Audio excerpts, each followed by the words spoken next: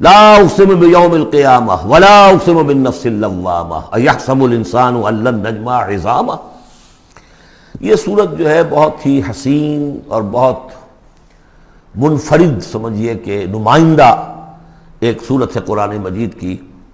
اس کا جو خطاب کا انداز ہے، جو میں نے شروع میں آپ کو جو انٹروڈکٹری لیکچرز دیے تھے، کہ اس کا اسلوب جو ہے وہ خطابت کا ہے. قرآن کو ہم کہہ سکتے ہیں کہ it's a collection of divine orations, اللہ تعالیٰ کے خطبات، مجموعہ خطبات الہیہ. تو مختلف مواقع پر جیسے کہ خطیب کو خطبہ دیتا ہے تو اس طریقے سے اللہ تعالیٰ نے یہ صورتیں نازل کی ہیں. حضور پڑھ کر سناتے تھے تو آپ کا انداز بھی خطیبانہ ہوتا تھا. حدیث میں آتا ہے کہ جب آپ خطبہ دیتے تھے تو آپ کی آواز بلند ہو جاتی تھی، اعلیٰ صوتہ احمرت عیناہ، آنکھیں سرخ ہو جاتی تھی.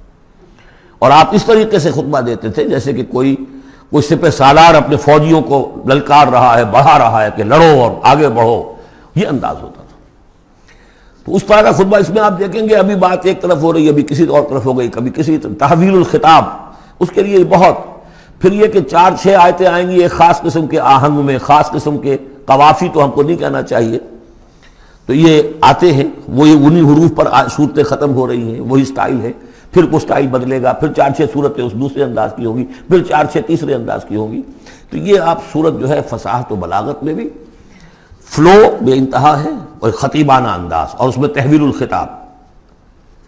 پس منظر میں کیا ہے کہ وہ لوگ ہیں کہ جو انکار کریں کوئی قیامت نہیں ہو سکتی. کیسے ممکن ہے کہ جب کہ انسان مر چکے ہوں گے اور مٹی ہو جائیں گے پھر اٹھا دیا جائے؟ یہ ممکن نہیں ہے. تو اس کا جواب ہے جو دیا جا رہا ہے، لا اقسم بیوم القیامہ. لا یہاں پر ان کے خیالات کی نفی نہیں، میں قسم کھاتا ہوں قیامت کے دن کی. تمہیں شک ہے اور مجھے اتنا یقین ہے کہ میں قسم کھا رہا ہوں قیامت کے دن کی. ولا اور پھر نہیں، اقسم بالنفس اللوامہ، میں قسم کھاتا ہوں نفس لوامہ کی. نفس لوامہ کون سا نفس انسان میں جسے ہم ضمیر کہتے ہیں، کانشنس، ملامت کرنے والا دل. مائی کانشنس از بائٹنگ می، میرا ضمیر مجھے ملامت کر رہا ہے. کوئی آپ برا کام کرتے ہیں تو ضمیر اندر سے کچھ شے ہے. تو کیوں ہے یہ؟ اگر کوئی نیکی نہیں، بدی نہیں، تو یہ اندر کی خرش کیوں ہو جاتی ہے؟ اور اگر یہ نیکی ہے اور بدی ہے تو کوئی اس کا نتیجہ نکلنا چاہیے کہ نہیں؟ یعنی پہلی آیت جو ہے وہ تو اسی طرح کی ہے جیسے سورہ تغابن میں ہم نے پڑھا تھا، قل بلا وربی لتبعثن ثم لتنبؤن بما عملتم. اس میں دلیل کوئی نہیں ہے، اذعان ہے. ایک شخص اپنے یقین کو دلیل کے طور پر پیش کر رہا ہے، اور یہ اس پر سارا دار و مدار ہے. کون شخص ہے ایسا شخص کہ جس سے کبھی کوئی جھوٹ کا تجربہ کسی کو نہیں ہوا، وہ کہہ رہا ہے. سیرت و کردار جو ہے محمد رسول اللہ کی، وہ گویا کہ دلیل کی حیثیت رکھتی ہے اس قول کے پیچھے. لا اقسم بیوم القیامہ ولا اقسم بالنفس اللوامہ، یہ تمہارے اندر موجود ہے قیامت کی دلیل، تمہارا ضمیر، تمہارا کانشنس. ایحسب الانسان ان لن نجمع عظامہ، کیا انسان یہ گمان کرتا ہے ہم اس کی ہڈیاں جمع نہیں کر سکیں گے؟ بلا قادرین، کیوں نہیں، ہم پوری طرح قادر ہیں. علی ان نسوی بنانہ، یہاں کنہ محذوف سمجھنا چاہیے. بلا کنہ قادرین علی ان نسوی بنانہ، ہم اس کی ایک ایک پور کو برابر کر دیں گے.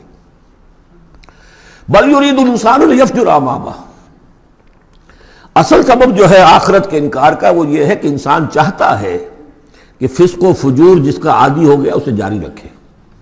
حرام خوری چھوڑنی نہیں، جس عیش کا خوگر ہو گیا ہوں اس کو چھوڑ نہیں سکتا. قیامت کو مانوں گا تو پھر دیکھنا پڑے گا کیا غلط ہے، کیا صحیح ہے، کیا جائز ہے، کیا ناجائز.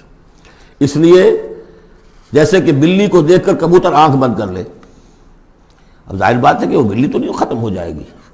در حقیقت یہ قیامت سے آنکھیں چراتے ہیں، آنکھیں بند کر رہے ہیں، اس لیے کہ انہیں پتا ہے کہ ہم نے کیا آگے بھیجا ہے اور آگے بھی کرنے کا وہی ارادہ ہے.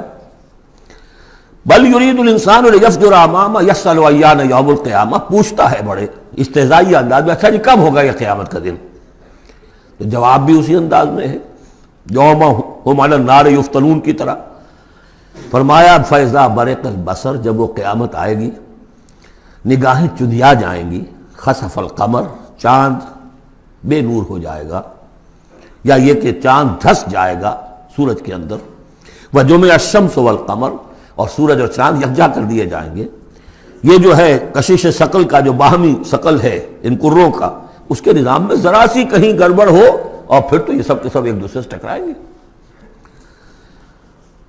فَإِذَا بَرِقَ الْبَصَرُ وَخَسَفَ الْقَمَرُ وَجُمِعَ الشَّمْسُ وَالْقَمَرُ يَقُولُ الْإِنسَانُ يَوْمَئِذٍ أَيْنَ الْمَفَرُّ، یہی انسان اس دن کہے گا ہے کوئی جگہ بھاگ جانے کی؟ کلا نہیں، لا وزر،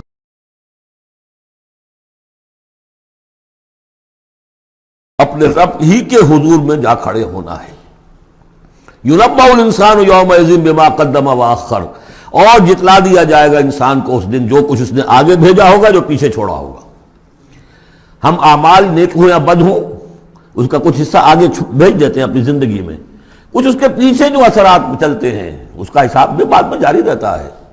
وہ ڈیبٹ کریڈٹ جو ہے ہمارے کھاتے میں ہوتا رہے گا۔ تم نے یہ نیک کام شروع کیا تھا، آگے آگے پھیل رہا ہے، تو جو اور اس کام میں شریک ہے ان کا اجر بھی رہے گا، وہ پورا رہے گا، ان کے اجر میں سے کمی نہیں ہوگی، لیکن اتنا ہی حساب آپ کے کام میں بھی درج ہوتا رہے گا۔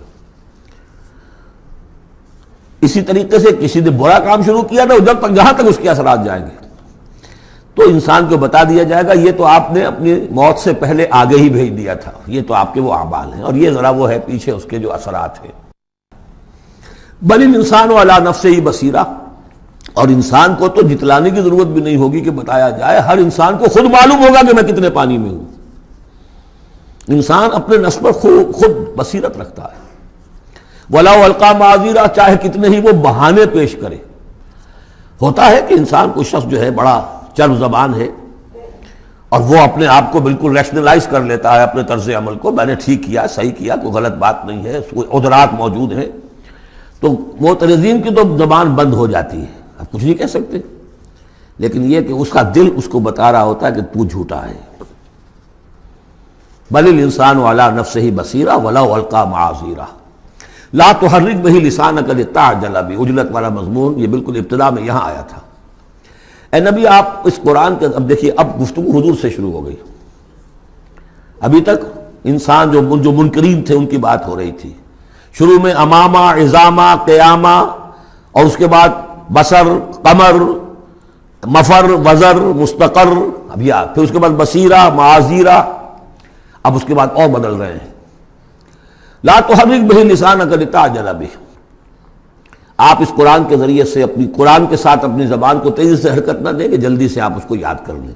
ان علینا جمعہ وقرآنہ، ہمارے ذمے ہے اس کو جمع کر دینا اور پڑھوا دینا۔ جمع بھی کر دینا کہ اس میں سے کوئی حصہ جو ہے آپ بھولیں نہیں، اور قرآن بھی اس کی ترتیب بھی ہم بتاتے جائیں گے کہ اب جو وحی آئی ہے اس کو کہاں رکھنا ہے، تاکہ اس کی ترتیب معین ہو جائے۔ فَإِذَا قَرَأْنَاهُ فَاتَّبِعْ قُرْآنَهُ، پھر جب ہم پڑھوائیں اس کو جس ترتیب سے، اسی کی پیروی کیجیے گا۔ یہ ترتیب وہ ہے ترتیب مصحف جس کے تحت کے قرآن مرتب کیا گیا، اور ہم مانتے ہیں کہ یہ ترتیب نزول کی نہیں ہے، نزول کے ساتھ ہی اللہ تعالیٰ کا حکم آتا تھا کہ اب یہ وہی فلاں جگہ ہوگی۔ ثم ان علینا بیانہ، پھر ہمارے ذمے ہے اس کو واضح کر دینا بھی، جیسے کہ ہم دیکھ چکے ہیں قرآن مجید کی تبیین کرتا ہے۔ سورہ نساء میں دو احکام کے بارے میں آئے گا، یستفتونک، اور حالانکہ وہ حکم آ چکا ہے سورہ نساء میں پہلے، لیکن لوگوں نے سوال کیا قل اللہ یفتیکم فی الکلالہ، تو جاؤ اللہ واضح کر دیتا ہے، تم پر ابھی واضح نہیں ہوئی کلالہ کی بات، لو واضح کر دیتا ہے۔ تو قرآن کے اندر بھی بعد میں واضح کر دی گئی چیزیں، اور یہ کہ پھر حدیث جو ہے سب سے بڑی شے ہے کہ جو اس کی بیان کرنے والی ہے۔ وہ جو انزلنا الیک الذکر لتبین للناس ما نزل الیہم، یہ ذکر ہم نے اے محمد آپ پر نازل کیا ہے تاکہ آپ واضح کریں اس کو ان لوگوں کے لیے جن کے لیے ہم نے اسے نازل کیا ہے۔ نازل آپ پر کیا ہے، صرف آپ کے لیے تو نہیں کیا ہے آپ پر، نازل کیا ہے لوگوں کے لیے۔ اب ان کو واضح کرنا، اس کے اندر کہیں اگر کوئی اشکال ہو تو اسے حل کرنا، کہیں کوئی اگر اجمال ہے تو اس کی تفصیل بیان کرنا، یہ آپ کا کام۔ کلا بل تحبون العاجلہ، کوئی نہیں، تمہارا اصل مرض یہ ہے کہ تم عاجلہ سے محبت کرتے ہو، یہ اس دنیا کی زندگی سے محبت کرتے ہو۔ دیکھیے اب پھر خطاب شروع ہو گیا کفار سے۔ وتذرون الآخرہ، اور آخرت کو تم چھوڑ دیتے ہو، نظر انداز کر دیتے ہو۔ وجوہ یومئذ ناظرہ، حالانکہ بہت سے چہرے اس دن ہوں گے تر و تازہ، میدان قیامت میں کھڑے ہوں گے تو جیسے اسکول چلڈرن کھڑے ہوتے ہیں اپنا رزلٹ سننے کے لیے، تو بعضوں کے چہرے کھلے ہوتے ہیں، پہلے سے معلوم ہے انہیں کیا کچھ کر کے آئے تھے، اور بعض کے چہروں کے اوپر دھواں ہے، اس لیے ہے کہ انہیں پتا ہے کہ کیا ہی کچھ نہیں تھا، فیل تو ہونا ہی ہونا ہے۔ تو چاہے اب رزلٹ ڈکلیئر نہیں ہوا، رزلٹ ان کے چہروں پر لکھا ہوا ہے۔ تو وجوہ یومئذ ناظرہ، بہت سے چہرے ہوں گے تر و تازہ، الی ربہا ناظرہ، اپنے رب کی طرف دیکھتے ہوئے۔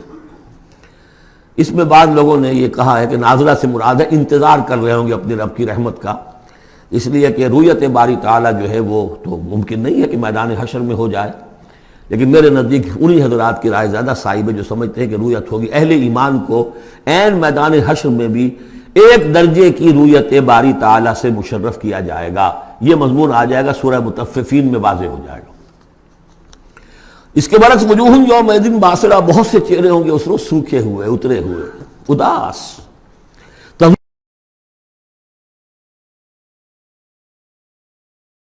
کی ریڑھ کی ہڈیاں توڑ کے رکھ دے گا۔ کلا اذا بلغت التراقی، اب ایک نقشہ دکھایا جا رہا ہے، ایک تو بڑی قیامت ہے، فَإِذَا بَرِقَ الْبَصَرُ وَخَسَفَ الْقَمَرُ وَجُمِعَ الشَّمْسُ وَالْقَمَرُ يَقُولُ الْإِنسَانُ يَوْمَئِذٍ أَيْنَ الْمَفَرُّ۔ ایک تو وہ ایک قیامت ہے جو فرد کی قیامت ہے، موت جب آتی ہے، قیامت صغریٰ۔ کلا اذا بلغت التراقی، جب یہ جان آ کے پھنس جاتی ہے ہنسلیوں میں۔ وقیل من راق، کہا جاتا ہے کوئی جھاڑ پھونک کرنے والا۔ بڑے بڑے ریشنلسٹ بھی اس مرحلے پر آ کر، بابا ڈاکٹروں نے جواب دے دیا، حکیموں نے جواب دے دیا، چلو کوئی تعویذ گنڈا کچھ ہو، کہیں سے کوئی جھاڑ پھونک کوئی تو ہو، کسی طریقے سے ہو، تو آخری درجے میں ان کو بھی انسان چیخ پکار کر لیتا ہے۔ قیل من راق، ہے کوئی جھاڑ پھونک کرنے والا۔ وظن انہ الفراق، اور گمان ہو گیا اس کو کہ اب تو فراق ہے، جانا ہے، یہ گھر بھی چھوڑنا ہے جو بڑے چاؤ سے بنایا تھا، اور یہ آل اولاد کو بھی چھوڑ کر جانا ہے۔ والتفت الساق بالساق، اور وہ جو جان کندنی کا عالم ہوتا ہے تو پنڈلی پنڈلی سے لپٹ رہی ہے، جان نکلنی شروع ہوتی ہے جسم کے نچلے حصے سے۔ الی ربک یومئذ المساق، اس دن تو تمہیں اپنے رب ہی کی طرف دھکیلے جانا ہے۔ پھر بدل گئے قوافی، فلا صدق ولا صلی، تو نہ اس نے تصدیق کی نہ نماز پڑھی، ولیکن کذب وتولی، بلکہ جھٹلا دیا اور پیٹھ موڑ لی۔ تصویر لفظی ہے جو نقشہ اس وقت ہوتا تھا۔ ثم ذهب الی اہلہ یتمطیٰ، اور پھر چلا اپنے گھر والوں کے پاس اکڑتا ہوا جا رہا ہے۔ حضور کی بات کو تو نظر انداز کر دیا، امشو، چلو چلو یہاں سے، واسبروا علی آلہتکم، صبر کرو، جا کے جمے رہو اپنے آلہہ پر۔ ذهب الی اہلہ یتمطیٰ اولی لک فاولی ثم اولی لک فاولی، افسوس ہے تجھ پر اور افسوس ہے تجھ پر اور پھر افسوس ہے تجھ پر اور پھر افسوس ہے تجھ پر۔ ایحسب الانسان ان یترک سدی، کیا انسان یہ سمجھتا ہے کہ اسے یوں ہی چھوڑ دیا جائے گا؟ کوئی باز پرس نہیں، کوئی حساب کتاب نہیں، کوئی جواب طلبی نہیں، کوئی اجر نہیں، کوئی سزا نہیں، کوئی جزا نہیں۔ الم یکن نطفۃ من منی یمنی، کیا نہیں تھا وہ ایک گندے پانی کی بوند جو ٹپکائی گئی؟ ثم کان علقا، پھر وہ ایک جونک کے مانند تھا کہ جو رحم مادر کے دیوار کے ساتھ چمٹی ہوئی تھی۔ علقۃ فخلق فسوی، پھر اسی کو اس نے بنایا، اسی میں نقش و نگار بنا دیے، اسی میں آنکھیں آ گئیں، اسی میں کان آ گئے، اسی میں کیا کیا بنایا۔ فی ظلمات ثلاث، تین پردوں کے اندر۔ فجعل منہ الزوجین، اسی سے بنا دیے، کسی کو نر، کسی کو مادہ، کسی کو مؤنث، کسی کو مذکر۔ الیس ذلک بقادر علی ان یحیی الموتى، عقل کے اندھو یہ سوچو، وہ ہستی جو یہ سب کچھ کر رہی ہے وہ اس پر قادر نہیں ہوگی کہ مردہ کو زندہ کر دے؟